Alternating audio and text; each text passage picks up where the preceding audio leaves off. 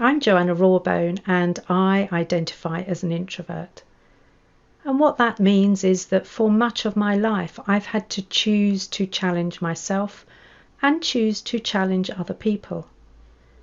I choose to challenge myself because I'm not prepared to hide inside my introversion and use it as an excuse.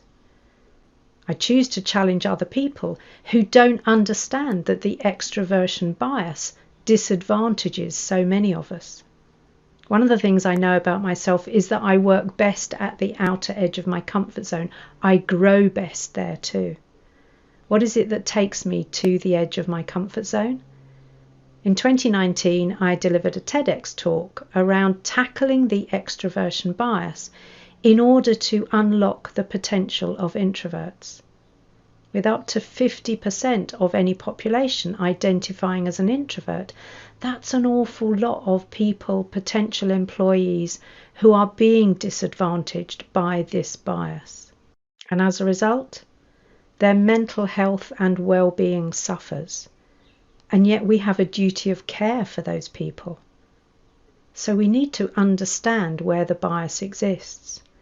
In the work I do now, I enable introverts to flourish without pretending to be something they're not, by claiming their strengths, by playing to their strengths, so that they don't have to pretend to be extroverted in order to get on.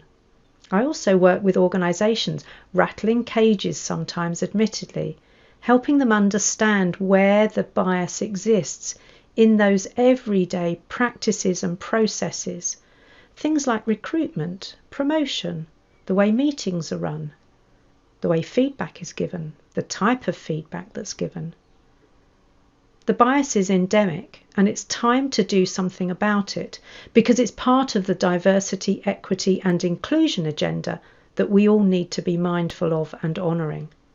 I'm also talking to educators now because there are times where we still think there's something wrong with the child who prefers to spend time quietly, maybe reading in the corner rather than playing noisily. Educators need to understand that introverted children need space, need quiet time between classes in order to recharge those mental batteries to do their best work in the next class. So I choose to challenge myself on a daily basis. Because as an introvert, I'm choosing not to hide. I'm choosing to enable introverts to flourish.